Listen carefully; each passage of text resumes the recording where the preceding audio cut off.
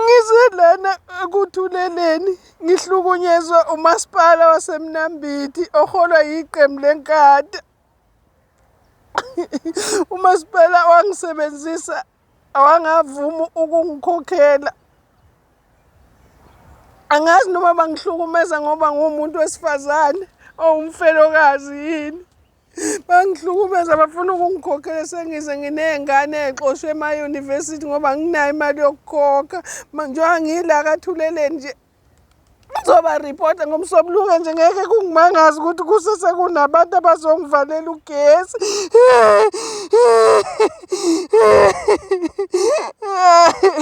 Uholo bani noMaspala?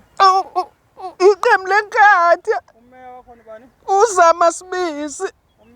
Umeneja wakhona? Umama ungiba. Ufuna ukukhokhela imali yakho? Abafuni ukungikhokhela. Wawusebenza ngaminyaka? Ngasebenza ngo-2015.